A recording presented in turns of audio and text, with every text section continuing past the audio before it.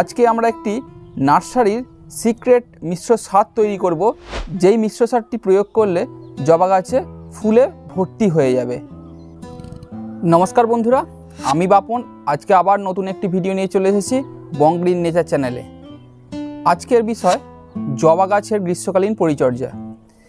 জবা গাছ প্রত্যেকের বাড়িতেই একটি কমন গাছ।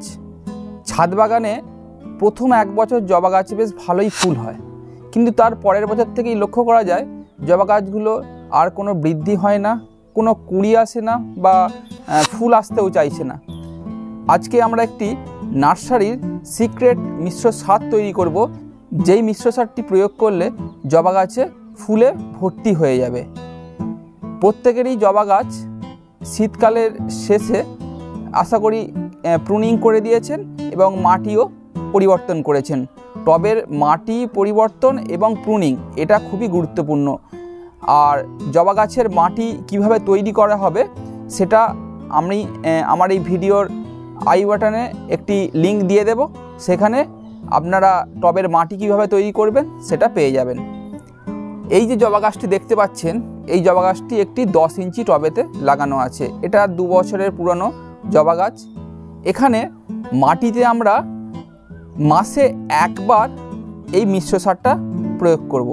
আজকে আপনাদের সামনে নার্সারির সেই সিক্রেট মিশ্র সার, যেটা প্রয়োগ করলে জবা গাছে ফুলে ভর্তি হয়ে যাবে, সেটা আপনাদের সামনে প্রকাশ করব।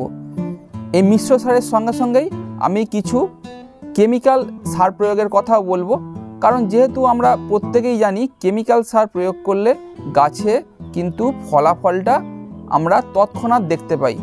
যেহেতু আমরা জবা গাছের মাটি প্রত্যেক বছর পরিবর্তন করে দিই, তাই আমরা কেমিক্যাল সার অল্প একটু আধটু প্রয়োগ করলেও কিছু অসুবিধা হবে না। এর সঙ্গেই আমরা দুটি গুরুত্বপূর্ণ জবা গাছের পিজিআরের কথা আজকে বলবো, যেগুলি প্রয়োগ করলে জবা গাছে কিন্তু বৃদ্ধি খুব দ্রুত হবে, পাতা একদম সতেজ থাকবে, প্রাণবন্ত থাকবে এবং গাছে কুঁড়িতে ভর্তি হয়ে যাবে। চলুন আজকে দেখে নেওয়া যাক আজকে আমরা যে মিশ্র সারটা তৈরি করব তার মধ্যে কি কি আছে এবং কতটা পরিমাণে আছে, এবং একই সঙ্গেই আমরা কি কি কেমিক্যাল সার মাসে কতবার প্রয়োগ করব এবং কতটা পরিমাণে প্রয়োগ করব। আমরা মিশ্র সারটা যে তৈরি করব সেখানে আমরা কি কি নিয়েছি?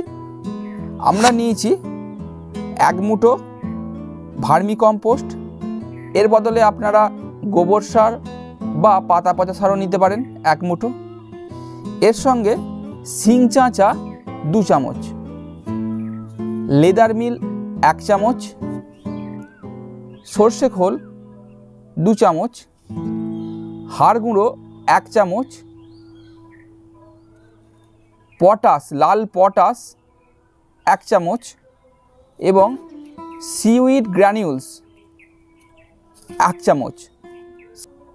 এখানে আমরা একটা কথা বলে রাখি, জবা গাছ নাইট্রোজেন এবং পটাশ এই দুটি সার খুব ভালো পছন্দ করে, কিন্তু ফসফরাস একদমই পছন্দ করে না। তবে এখানে ফসফরাস একদমই লাগবে না বললে ভুল, সামান্য পরিমাণ অল্প পরিমাণে জবা গাছে ফসফরাস লাগে। সেই জন্য আমরা সবসময় যা কিছু সার প্রয়োগ করব এই জবা গাছে ফসফরাসের পরিমাণটা কমিয়ে নাইট্রোজেন এবং পটাশের পরিমাণটা বাড়াবো। প্রথমে দেখতে হবে জবা গাছ কোন স্টেজে আছে। যদি আমরা জবা গাছকে বৃদ্ধি স্টেজে রাখি তাহলে সেখানে নাইট্রোজেনটা বাড়াবো, এবং যদি দেখি যে ফুল বেশি করে এখন দরকার তখন আমরা পটাশের ভাগটা বাড়াবো। তা আমরা এই মিশ্র সারটা যে তৈরি করলাম, এই মিশ্র সারটা প্রত্যেক মাসে একবার করে আমাদের টবের মাটিতে প্রয়োগ করতে হবে। কতটা পরিমাণে প্রয়োগ করব? এই মিশ্র সারটা টোটাল তৈরি করে সেখান থেকে 1 থেকে 2 মুঠো মিশ্র সার আমরা এই টবের মাটিতে 10 ইঞ্চি মাটিতে দিয়ে দেব। দিয়ে দিলেই কিন্তু বন্ধুরা আপনাদের দেখবেন জবা গাছে পাতা একদম সবুজ সতেজ হয়ে আছে এবং ডাল ভর্তি হয়ে কুঁড়ি চলে এসেছে। এর সঙ্গে সঙ্গেই আমরা প্রত্যেক সপ্তাহে একবার করে খোল পচা, সর্ষে খোল পচা জল দেব। গ্রীষ্মকালে আমরা সর্ষে খোলের বদলে বাদাম খোলের জলও প্রয়োগ করতে পারি, কারণ সর্ষে খোলের জলটা আমরা গ্রীষ্মকালে একটু কম প্রয়োগ করার কথা বলি সবসময়, সেখানে আপনারা পরিবর্তে বাদাম খোলের জলটা প্রয়োগ করতে পারেন। এটা গেল জৈব সার। এবার এর সঙ্গে সঙ্গে আমরা কিছু রাসায়নিক সারও প্রয়োগ করব। রাসায়নিক সার আমরা কি প্রয়োগ করব? মাসে 2 বার আমরা রাসায়নিক সার প্রয়োগ করব। মাসে 15 দিন, প্রথম 15 দিনে একবার আমরা কি দেব? NPK 0050, NPK 0050। এই এনপিকে সারটি 1 লিটার জলে 2 গ্রাম মিশিয়ে ভালো করে জবা গাছটিকে স্প্রে করে দেব এবং অবশিষ্ট জলটি গাছের মাটিতে দেব। এটা প্রথম 15 দিনের যে কোনো একদিন আমরা এই সারটি প্রয়োগ করব। এরপরে মাসের শেষ 15 দিনের মধ্যে যে কোনো একদিন আমরা কি প্রয়োগ করব? NPK 13-0-45, NPK 13-0-45। এটি 2 গ্রাম 1 লিটার জলে গুলে পাতাতে ভালো করে স্প্রে করে বাকিটা মাটিতে আমরা দিয়ে দেব। এর ফলে বন্ধুরা গাছের মধ্যে প্রয়োজনীয় নাইট্রোজেন এবং পটাশ দুটিই খুব ভালোভাবে পেয়ে যাবে এবং গাছ ভর্তি করে আপনার কুঁড়ি চলে আসবে। এর সঙ্গে সঙ্গে আমাদেরকে এই গাছে মাসে 2 বার 15 দিন ছাড়া একবার করে একটি পিজিআর স্প্রে করতে হবে। পিজিআর আমরা কোনটা স্প্রে করব? জবা গাছে 2টি পিজিআর খুব ভালো কাজ করে। একটা হচ্ছে সুপার সোনাটা আর একটা মিরাকুলান। আপনারা মিরাকুলান হলে লিটারে 1 ml আর সুপার সোনাটা হলে লিটারে 1.5 ml। এই হিসাবে সকালবেলা 15 দিন অন্তর একবার এই পিজিআর জবা গাছে স্প্রে করবেন। যদি প্রথম 15 দিনে একবার সুপার সোনাটা দেন, আমি বলবো পরের 15 দিনে মিরাকুলান স্প্রে করতে। যদি আপনাদের কাছে বন্ধুরা যে কোনো একটি থেকে থাকে তাহলে আপনারা ওই একটি প্রয়োগ করতে পারেন। 15 দিন ছাড়া পিজিআর এই জবা গাছে একবার প্রয়োগ করলে আপনাদের এই গাছের পাতা একদম চকচকে থাকবে, একদম টান টান সতেজ থাকবে এবং গাছ ভর্তি করে ফুল চলে আসবে।